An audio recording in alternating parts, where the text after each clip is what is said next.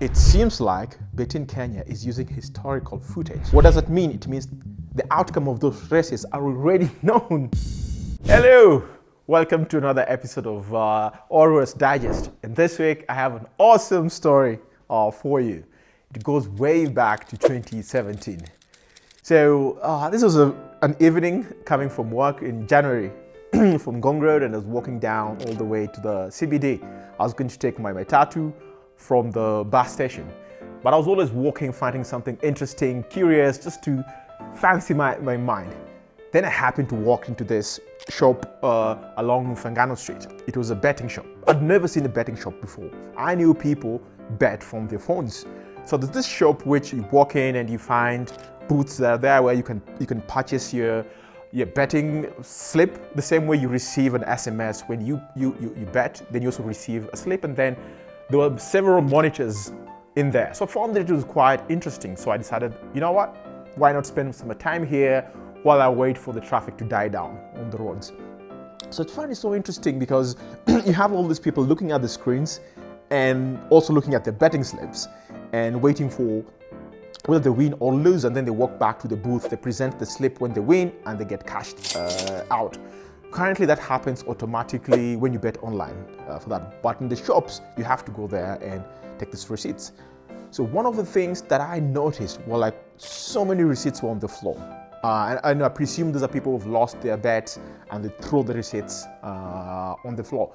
So being the curious me, I decided to pick up the receipts. So when I looked at them, I realized, oh, like there's so much useful information here.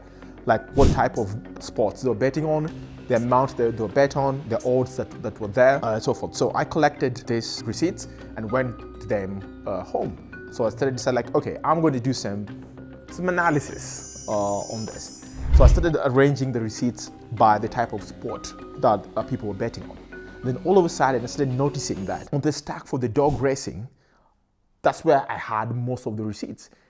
And I'm like, okay, is this really correct? I didn't even know people bet on dogs. I didn't even know there's dog racing bets.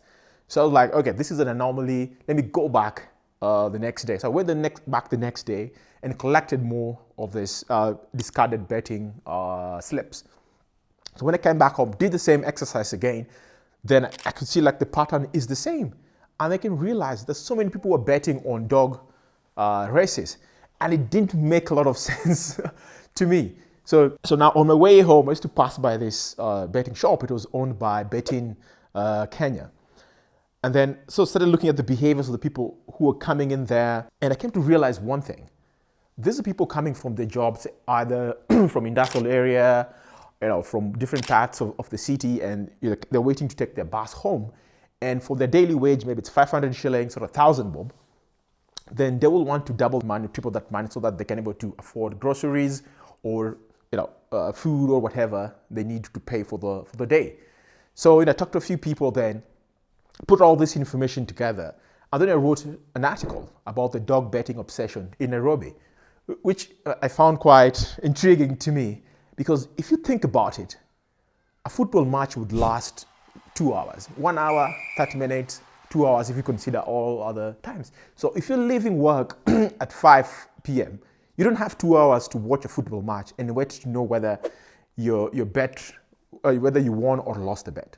But a dog race only lasts 2 minutes, which means you can go to a betting shop and be there for like an hour or so, and every 2 minutes you're just betting.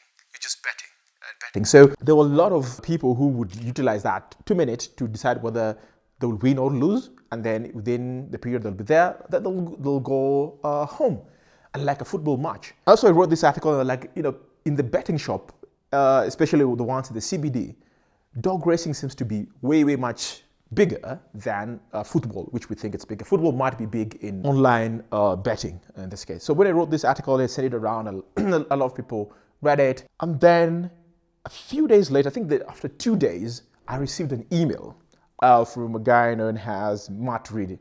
Matt Reed is a director of a non-profit company in the US known as Gray 2K. Their work is to try, prohibit, ban, or monitor animal abuse, and specifically they focus on the greyhound. So if you don't know about dog races, the dog breed that's used in dog races is known as a greyhound. It's the fastest dog within all the breeds. And sometimes they get treated cruelly, or they're given drugs so that they can outperform other dogs. So this organization looks at the care, how the dogs are cared for, how many races do they raise, so on and, and so forth. So he reached out to me because the article came up on his daily research work about dog racing. So then he asked me more information. Can I give him more information about these dog races, where they happen, how do people bet, how popular they are, so on and so forth. So he thought that these dog races happen in Kenya. So there's actually like a racetrack for dogs. So I gave him all the relevant information, and then he asked me if I can go and grab some photos, videos for him, so I can send it to him for his own research. So I did that, and sent him all the information I can. Then, after 2 days, he sent me back another email asking, "Are you sure you sent me the correct details?" I was like, "Yeah, sure, everything I got. I can show you everything that I collected." And then I was like, "Okay." So as the organization that cares about dogs, they have access to a database of all dogs that race worldwide, in the US, in the UK, in Asia, so on and so forth. And just like where you buy your car and you register it with the number plate, each dog that's being raised gets registered with all the details, and even when owners get transferred, all that detail is collected, how many races the dog has raised, the treatment that it gets, the veterinary, all that information, it's there. So it helps with the tracking of the dog. The same way with your car, you can track almost everything with your car. So since he has access to this database, so he was like, something's a little bit amiss here. I can't really track what you gave me. Then I was like, okay, what's the problem? So he told me, you know what? From the information you gave me, there's the footage from Betin comes from a website called covdogs.com. And Covdogs is from, I think, Coventry in the UK. And it's a racetrack. But this racetrack was closed in 2014. What? What the? Remember, we are in 2017. And then also, it's only in 2016 that they ran what they call flapjacking, which is like very minimal races without any sponsorship for that. But the last known race was in 2016. But all the proper races ended in 2014. I was like, okay. Then he went ahead and was like, all these dogs that I see here, I can't track. There's sort of like a marker they have, or like a serial number, whatever it is. I can't track these dogs from all the database that we have. So now you went ahead and added the information that it seems like Betin Kenya is using historical footage. What does it mean? It means the outcome of those races are already known. Oh, okay. That's a problem. That's a very big problem. The big problem would mean that if I already know the outcome between Manchester and Arsenal, I would put lower odds on the Manchester side and higher bets on higher odds on the Arsenal side. And then, so it's like, if he could be able to get the number for the dogs, he could track if those dogs actually still exist, or that. So it couldn't actually go to that level because that information was missing, but he gave me a caveat. He was like, if I were you, I wouldn't bet on those races. And I was like, oh, okay, this is a lot of information. So like, since I have this information, and I did this first article, at least I owe people a follow-up to this, given that this new information. So I did a subsequent article, which was about there's a likelihood of being scammed on the Betin Kenya dog races. And I pushed it out, and then I went and slept. Then the next day, I woke up. My Instagram was hacked. My Facebook was almost hacked. My email was almost hacked. I was getting all those, like, an author account is almost being accessed from an authorized location, so and so forth. Then I freaked out. Actually, my Instagram was successfully hacked. And I had to, you can check this photo here. This is me proving to Instagram that I'm actually Chris, so that I can get access back to my account. That's a coincidence, yes, between releasing the article and 3 of my accounts getting hacked. But I was like, it's too good to be a coincidence. And then I was like, oh, okay, what's really happening here?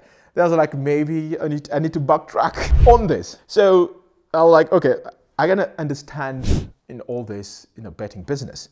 So one of the things that people usually don't know, it's like all betting companies in Kenya don't create their odds. They don't. What they do, they buy their odds from a company, and most of them are in Europe, mostly in the UK. So there are these data companies that collect or create their odds and then sell them to these other companies that need them. Collecting odds or creating odds is a very intensive, very elaborate. At some point, these companies have someone sitting in the stadium. For example, if you're doing live betting, they have someone who sees something and then they have a mobile phone and they send this information to a server. It's aggregated, calculations are done for the odds to be created.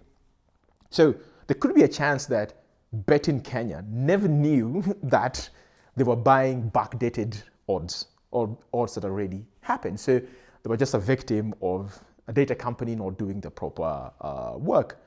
But if that was not the case, then it means that they knew and they might have used it to their advantage. The very thing is that we will never get to know about this, because in 2019, Betin Kenya finally folded. Partly from the statement is that the introduction of the 20% withholding tax plus an additional excise tax wiped out majority of their profits, all the money that was potentially made, and went do the business somewhere else where it's more conducive. So, what's the message here? There's something you have to know.